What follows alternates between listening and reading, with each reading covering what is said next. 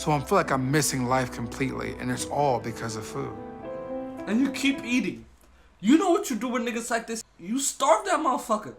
You guys might think I'm like, oh, you going too far, blah, blah. No.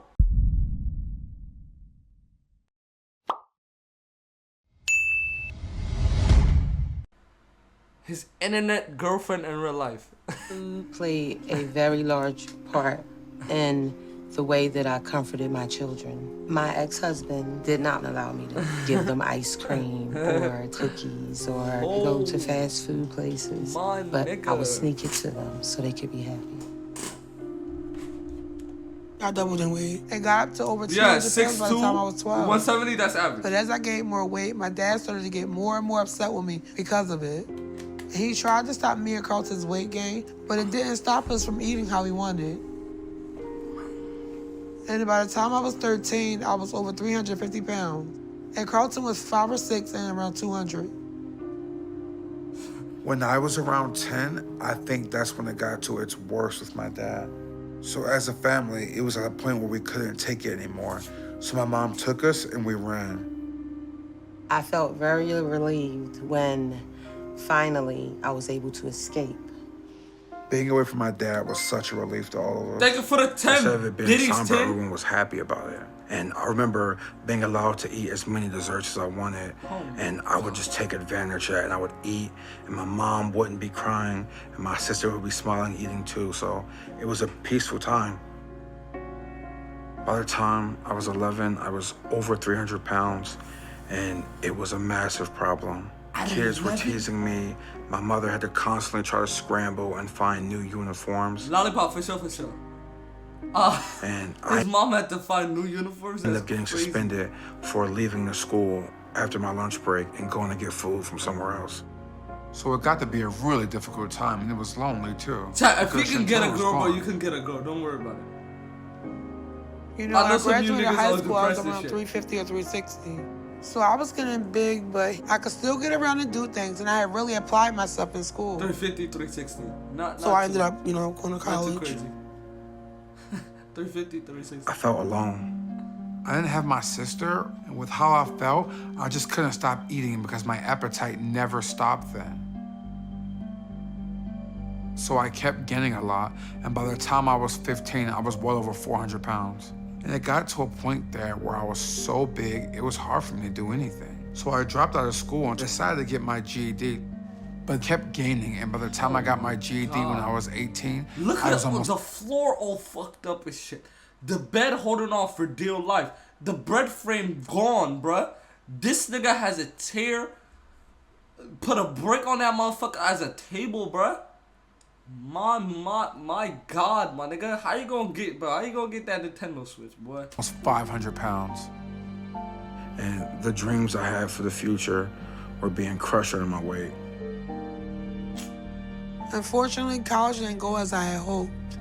At 20, my weight started getting really bad that I had to stop going classes because I couldn't get up the hill because I had reached around 450 then. And that led to me having to drop out. And that was pretty hard for me because I felt like I was giving up on my future.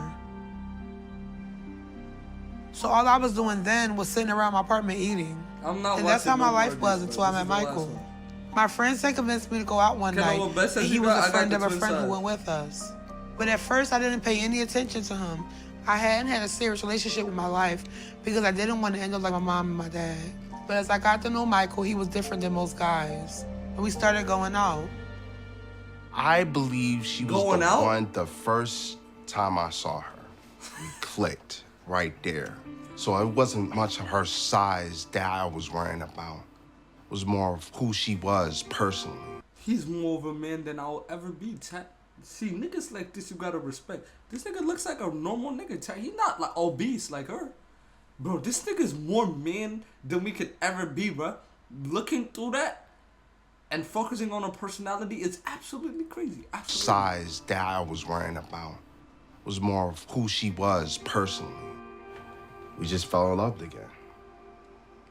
So within a year of dating, Michael asked me to marry him. And I told him yes. And getting ready for my wedding was the only time in my life I lost any weight.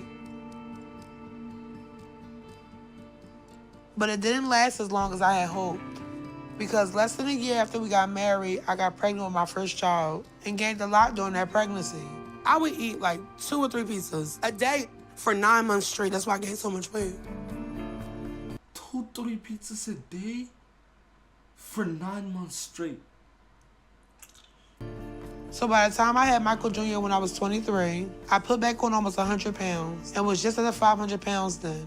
But 6 months after I had Michael Jr., I got pregnant with my second child. And by the time I had my daughter Royal, when I was 25, I was around 540. And the cycle continued with my pregnancy with Treasure. And when I had her when I was 27, I was close to 600. And that's when I started to lose my mobility too. When I was 29, me, Michael, and the kids had to move back home with my mom so she could help take care of me. And Carlton had made the same decision to move back with our mom because of how big he was getting too. I got to a point where I could hardly do anything anymore. So I had to move back home with my mom. And in this room, I have stayed. The only thing I was happy about with the situation and moving back was that I was with my sister again. And now, we don't even really see each other since she stays on her floor and I'm on mine.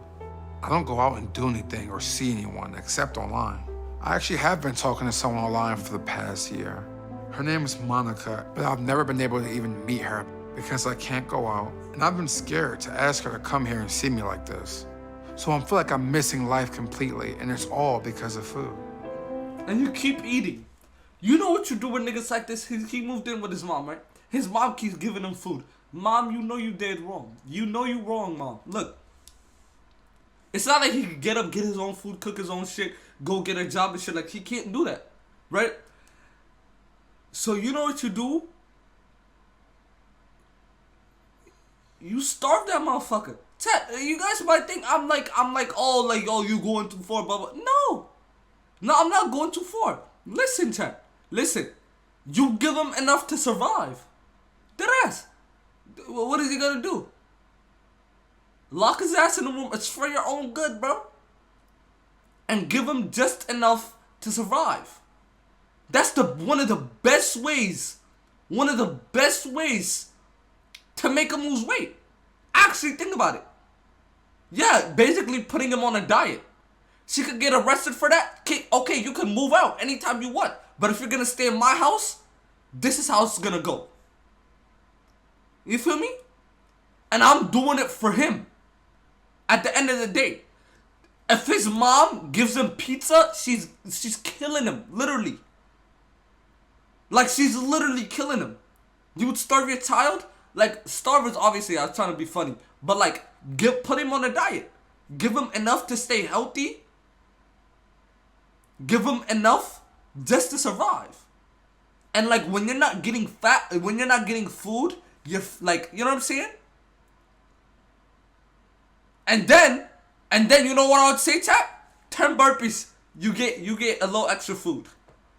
Run on the 10 treadmill for 10 extra minutes, you get a little extra food. I'm telling you, bro, that's the only way to do this. Bro, she keeps on giving him food. How is he gonna lose weight? Deadass, think about it. How is he gonna lose weight if she keeps on feeding the motherfucker? I'm gonna need y'all to start giving She's me probably gave up there so we can sit her on the bed. Yes, we need that. You got it? All right, be careful. Me and Carlton have decided to try and get help from Dr. Now. And we're hoping that he'll take us on his patients and let us do his weight loss program.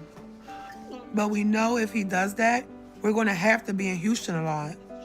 So we talked it all over as a family and decided if we're gonna really try to do this, we just have to be all in. And we need to move to Houston.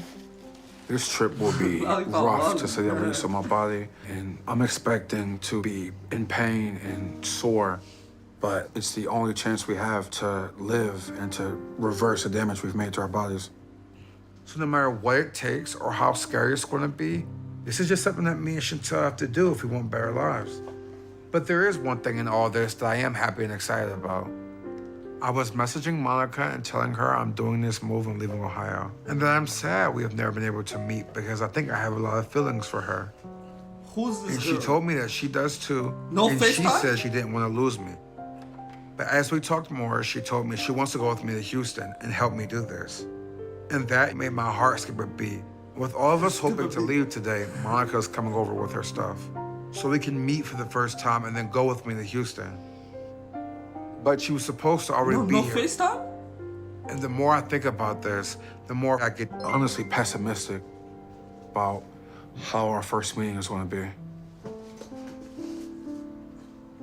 And so this could be devastating to me because I think I have fallen in love with her, talking online with her. So if this doesn't go well, it's going to be hard for me to take, especially on top of the stress of this whole move and going to Houston.